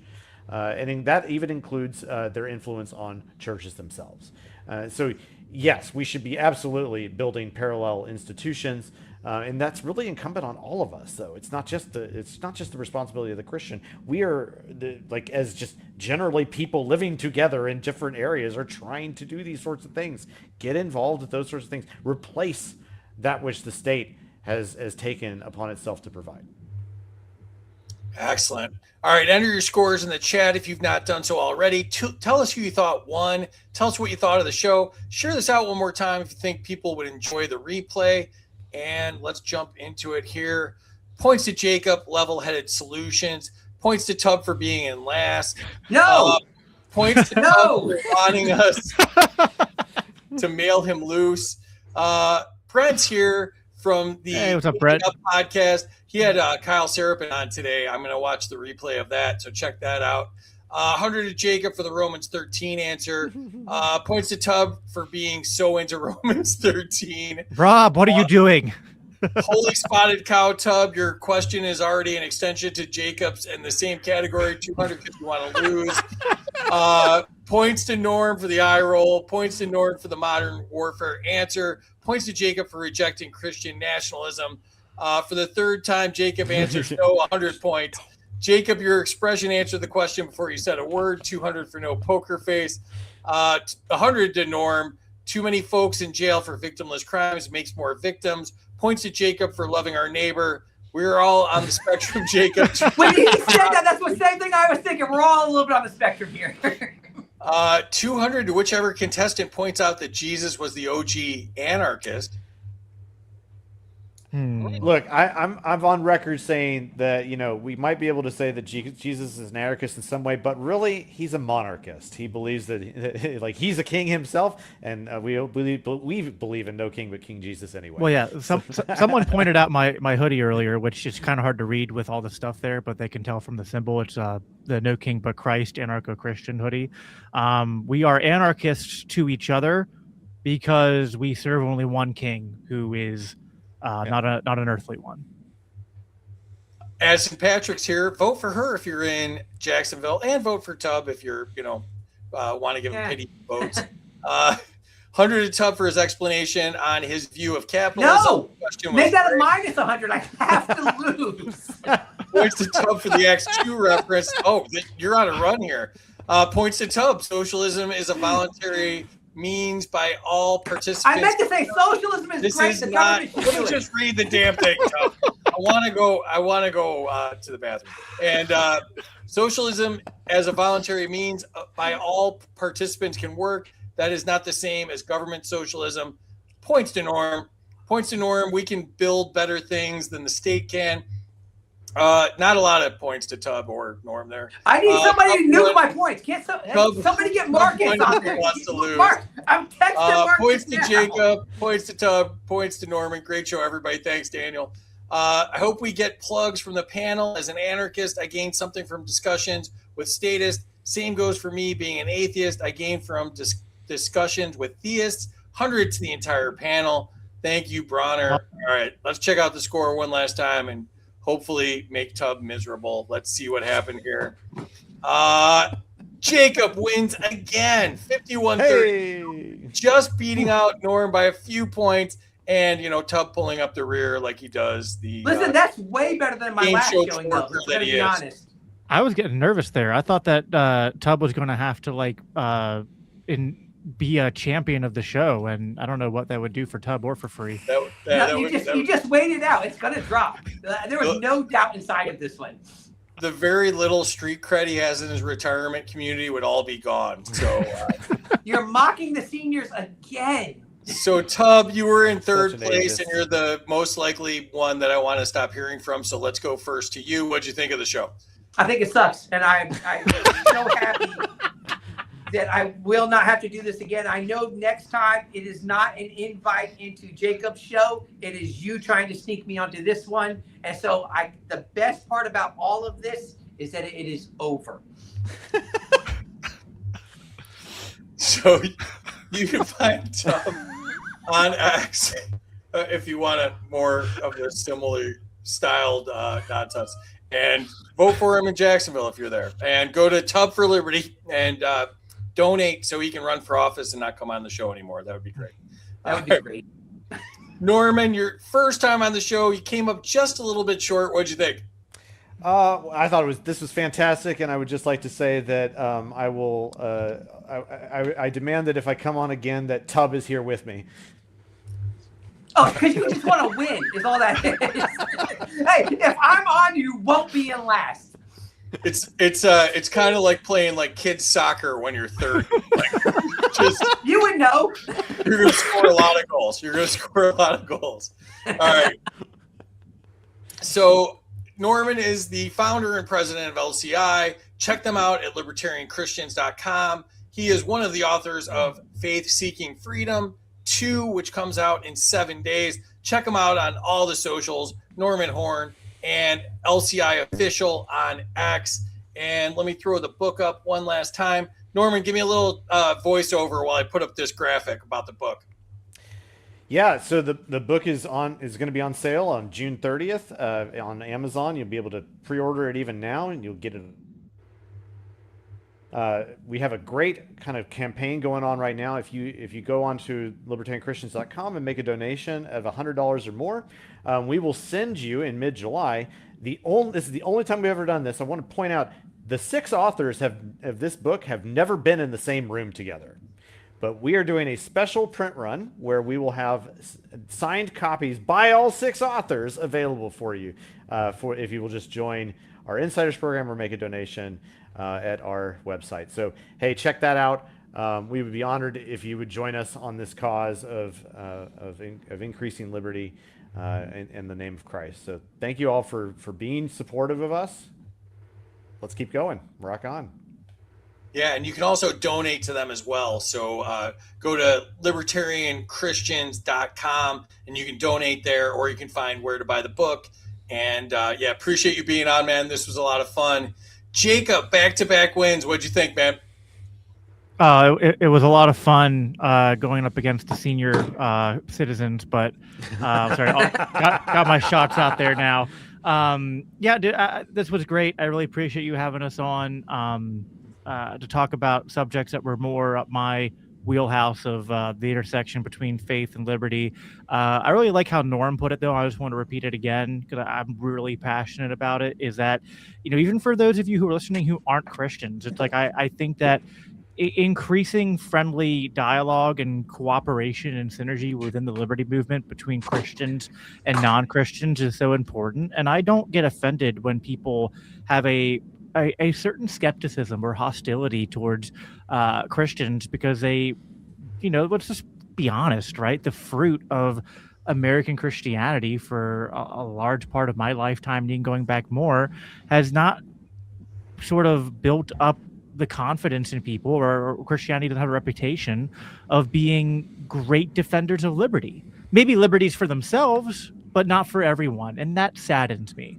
And I think that one of the things that Norman and I share in common, which is many things, but one of the things we share in common that we're very passionate about is trying to flip the script on that. Is we want to get Christians to re-embrace their roots, to understand the importance of both economic and social liberty, but also to let our non-Christian lovers of liberty know that that we're here, and that there are Christians out there who are going to fight just as hard as they do for the rights and freedoms of all people. Excellent. And make sure you check out Jacob's show as well, the Biblical Anarchy podcast, and that's biblicalanarchy.com. And he's one of the authors of the aforementioned book, Faith Seeking Freedom 2. And check him out on X at Biblical Anarchy. Appreciate you coming on again, brother. This is a lot of fun. Let's add Terry one more time. Terry, what'd you think tonight? I'm so proud of everybody. I mean, Free, you had the courage to do this. I mean, religion and politics on the same show, and we all survived. And it was a great show. The chat was awesome. You guys did an awesome job. I am so happy that this went off like it did. So appreciate it. Appreciate you guys chat. I love you. Excellent. Thanks, Terry. And thanks again to our sponsor for tonight, Zoom. Check out zoomtrip.com. Thanks again to all of our subscribers. You can subscribe to us on X. And if you want to sponsor the show, email studio@freedomuncut.com. A bunch of us will be at Freedom Fest July 8th through 11th. Register at freedomfest.com. Get $100 off if you use the code SPIKE100. And we will be at the Midwest Peace and Liberty Festival in August, mplfest.org. Appreciate you all doing it. Can I just plug one more thing for Freedom Fest? Our own Kerry Baldwin is going to be on the main stage doing a debate / discussion with Michael Shermer on the topic of abortion. So if you are on the fence about going to Freedom Fest, maybe that's something that'll push you over the edge. Definitely come out and check us out and check the debate out. That's twice you could have plugged me and you missed it because I'm doing the live show at Freedom Fest. So, but no, he knew what he was doing. He knew exactly what he was doing. That's cool. All right. Well, thank you again, audience everybody in the chat. Such a good time. Come see LCI and us at Freedom Fest. Tub will not be there if that pushes you over the edge. Actually, I am going to be there. Are you really? Never, No, all right. I was actually talking to somebody about going last week, and no, because now that I know you're going to be there, all the more reason not to. Yeah, that's fair. The restraining order will kick in when you cross the state lines. So, all right. Well, thank you again to everybody. Appreciate you doing this. We will be back Friday, 8 p.m. Eastern. See y'all then. Have a great night. Peace.